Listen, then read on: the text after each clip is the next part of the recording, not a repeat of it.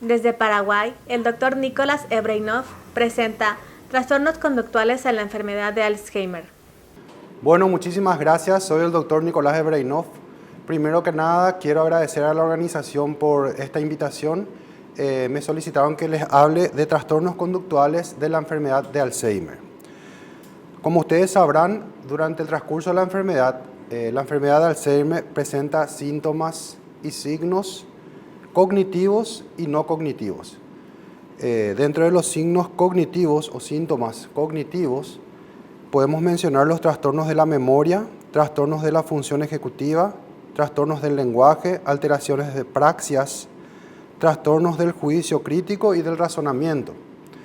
Así también, entre los signos no cognitivos, tenemos los trastornos conductuales y trastornos del humor y del carácter. Pero ¿por qué nos importan los trastornos conductuales? Más que nada porque son determinantes en la calidad de vida del paciente y de los familiares y los cuidadores. También sabemos que los trastornos conductuales se observan en una gran cantidad de pacientes demenciados, alcanzando entre un 70 y 90% de los casos en alguna de las etapas de la enfermedad. Son los principales motivos de institucionalización de estos pacientes en las etapas avanzadas de la enfermedad. Es importante que los médicos tengamos en cuenta la importancia de los cuidadores de estos pacientes, de nuestros pacientes con demencia. Si no nos ocupamos de nuestros cuidadores, de los cuidadores del paciente, tendremos dos enfermos, no solo el paciente. Durante el transcurso de la enfermedad, en un principio no se observan clásicamente trastornos conductuales. Entonces quiero hablarle de diferentes fases de esta enfermedad. En la fase inicial, que son muchas veces el paciente aún no tiene un cuadro de demencia, sino que tiene un poco más de dificultades para realizar las tareas de la vida cotidiana. La fase de estado es la enfermedad en sí y la fase avanzada es cuando el paciente tiene una dependencia completa. En la fase inicial podemos ver que existen clásicamente trastornos de la memoria para hechos recientes, que es el primer elemento típico de esta enfermedad que nos hace pensar que hay algún problema. La enfermedad evoluciona de forma lenta e insidiosa. Los pacientes frecuentemente vienen al consultorio aún conscientes de sus limitaciones y suele combinarse con algunos trastornos como depresión y ansiedad porque notan estas dificultades en los trastornos. El paciente se encuentra reiterativo, pierde sus objetos, olvida dónde pone algunas cosas y con el correr del tiempo empieza a tener incluso olvidos a medida, o sea, olvida rápidamente lo que ocurrió. En este periodo también existen dificultades de planificación de tareas más o menos complejas. Por ejemplo, el manejo del dinero. Si aún siguen trabajando, esto puede ser notado con los pacientes por parte de sus compañeros de trabajo, por lo cual abandonan progresivamente algunas tareas y las relaciones interpersonales. Aquí ya empieza a haber algunos trastornos de comportamiento como irritabilidad, impaciencia, intolerancia y depresión, como mencionamos, porque el paciente aún suele ser consciente de sus limitaciones. En la fase de estado, que sería una segunda fase, el paciente ya tiene una dependencia de un tercero para los actos de la vida cotidiana. En general, el paciente ya tiene una anosognosia, o sea, no tiene conciencia mórbida, o sea, no es consciente de sus trastornos cognitivos. Es aquí cuando se intensifican los trastornos cognitivos, especialmente la memoria, olvidos a medida, asocia a trastornos del lenguaje como afasias, anomias, tiene un vacío en el lenguaje, se limita mucho la fluencia verbal. Hay una disminución de la iniciativa para realizar la higiene del día a día, dificultades para vestirse solo, trastornos en el juicio de elección de ropas, se coloca prendas equivocadas o combinaciones incongruentes. En esta etapa pueden verse muchísimos más trastornos del comportamiento. Empieza a haber ideas delirantes, por ejemplo, guarda su dinero y después al no encontrar culpa al cuidador, culpa a algún familiar, culpa a alguien de la casa, lo cual empieza a causar trastornos en la convivencia. Suele haber frecuentemente trastornos de celotipia, que interfiere muchísimo o altera muchísimo la calidad de vida dentro de la familia. También hay una idea delirante de abandono. Mis hijos no vienen a visitarme, mi esposa no me visita, no me viene a ver. Por más que almorzaron juntos, olvida esto y generalmente es una combinación de trastornos de memoria importantes con las ideas delirantes. Esto puede llevar a tener estados de agitación y en algunos casos empiezan las alucinaciones. En la fase avanzada empiezan a disminuir los trastornos de comportamiento porque el paciente se hace mucho más dependiente y también empiezan a alterarse las funciones básicas, como la marcha. El paciente tiene disminución de la movilidad sin ayuda, tiene dificultades para alimentarse solo o incluso una dependencia completa para los hábitos fisiológicos. Bueno, pero estábamos mencionando entre los trastornos cognitivos y no cognitivos, podemos hablar aquí en este caso de la importancia de los trastornos no cognitivos al referirnos a los trastornos del comportamiento. Cambios de carácter, irritabilidad, intolerancia, agresividad, delirios de perjuicio que le roban, celotipia, de abandono y el típico mi casa no es mi casa. Mi cónyuge no es mi cónyuge. En un momento el paciente empieza a repetir de forma insistente el hecho de querer ir a su casa, lo cual los familiares no saben, o los cuidadores muchas veces no saben cómo afrontar la situación porque el paciente efectivamente está en su casa. También empieza a haber mucha apatía, coleccionismo, guarda las cosas, un síndrome frontal.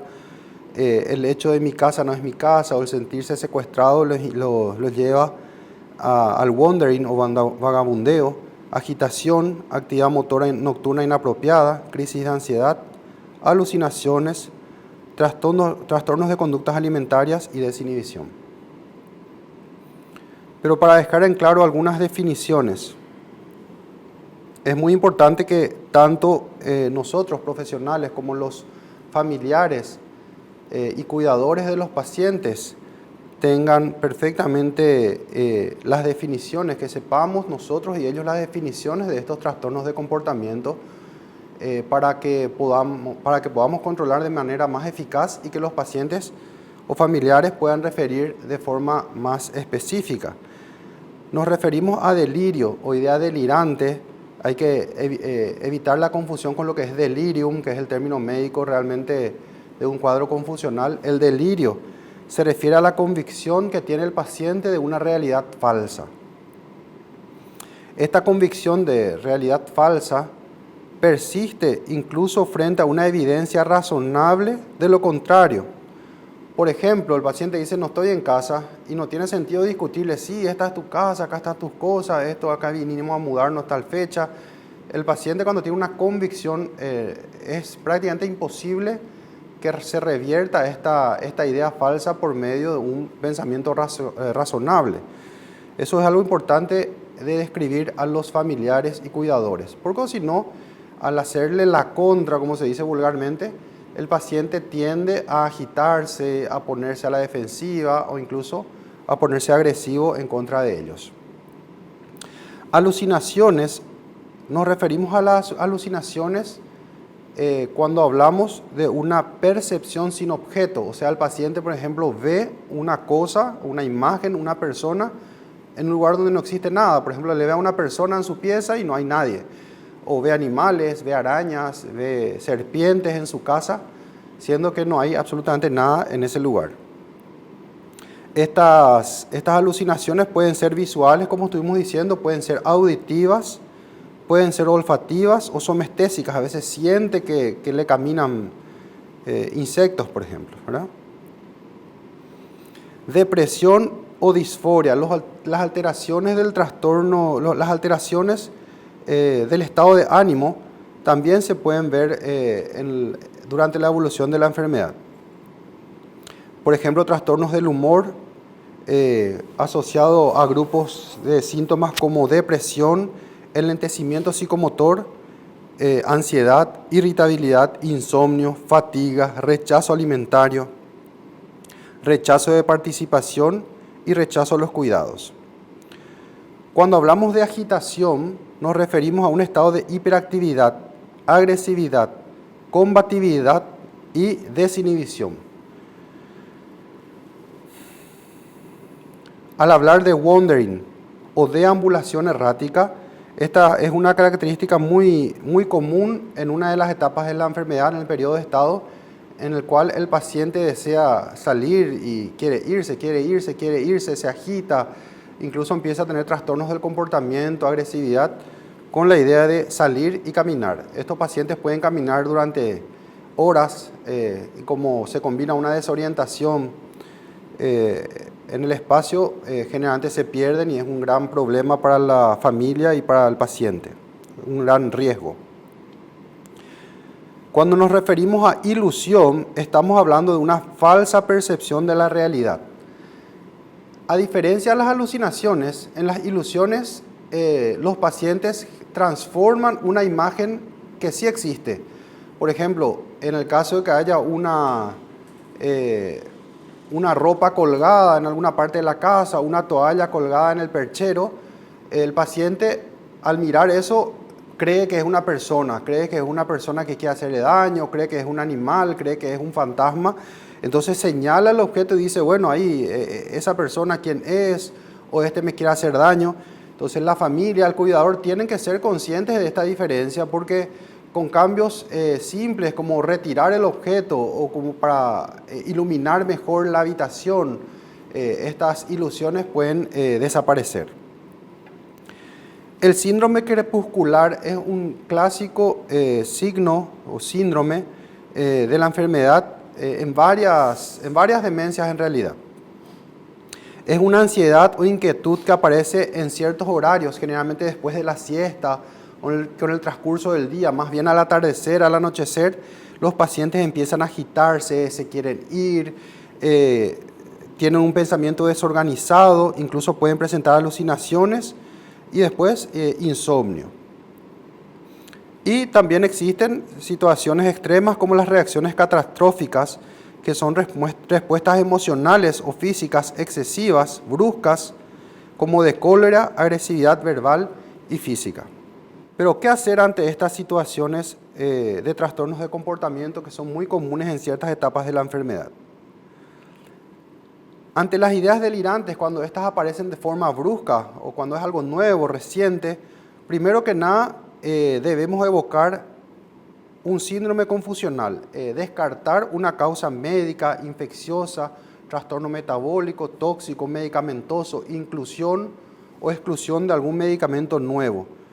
Es importante que los médicos de las urgencias manejen estos estados y los médicos generales conozcan de estas situaciones para evitar la sedación del paciente sin buscar una causa etiológica.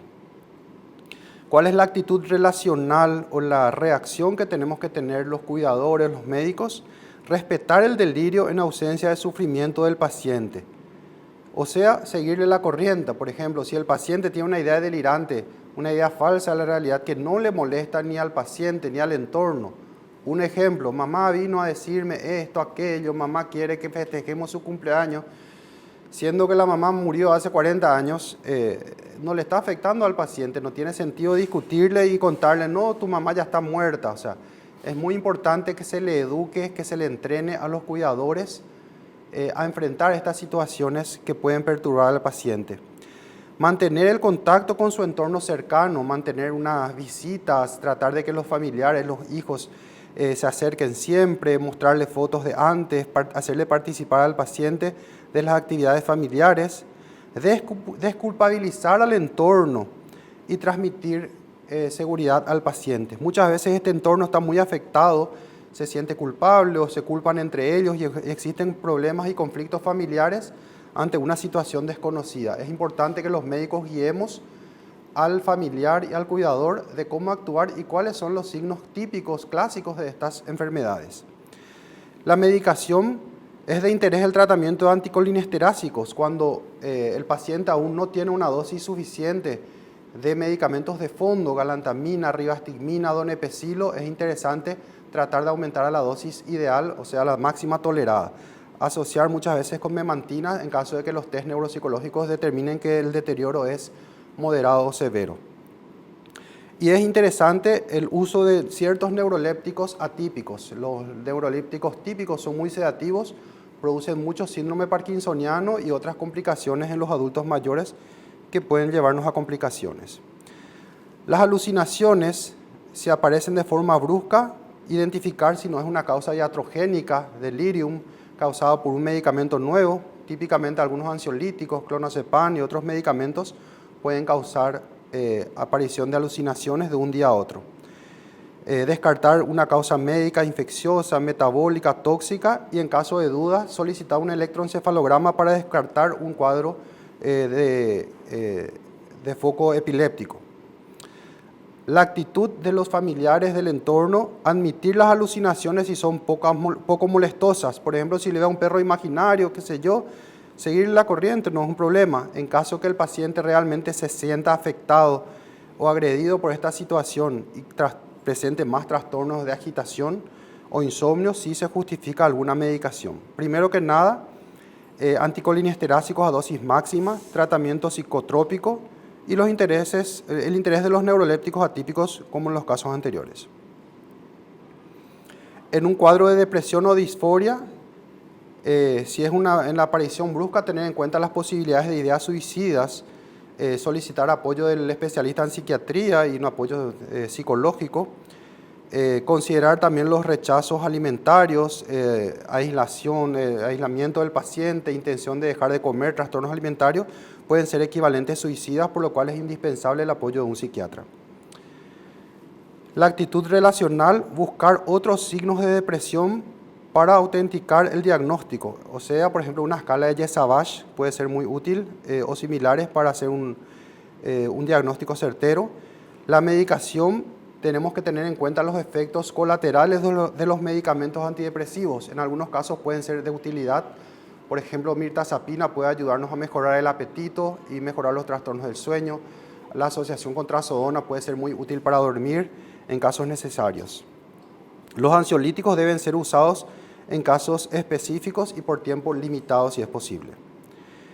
En caso de ansiedad brusca, evaluar siempre lo que correspondería a la ansiedad por algún problema médico. Por ejemplo, el paciente puede estar ansioso porque necesita ir al baño, o porque porque tiene alucinaciones o porque tiene algún trastorno, un dolor. Entonces nosotros tenemos que buscar si hay alguna causa que podamos tratar para anular esta ansiedad. La actitud relacional es transmitir seguridad al paciente, dar repers de espacio y tiempo al paciente si es posible fijos, por ejemplo levantarse en horarios fijos, almorzar en horarios fijos, acostarse a dormir en horarios fijos y hacer actividades recreativas y que le mantengan entretenido al paciente. La medicación, es interesante que los pacientes tengan el tratamiento adecuado de fondo para la enfermedad de Alzheimer, anticolinesterásicos, preferir los antidepresivos para la ansiedad crónica y no estar medicando con dosis altas de benzodiazepinas, cuidar que muchas benzodiazepinas tienen efecto relajante muscular y sedativo, lo cual puede embotar al paciente y aumentar el riesgo de caídas.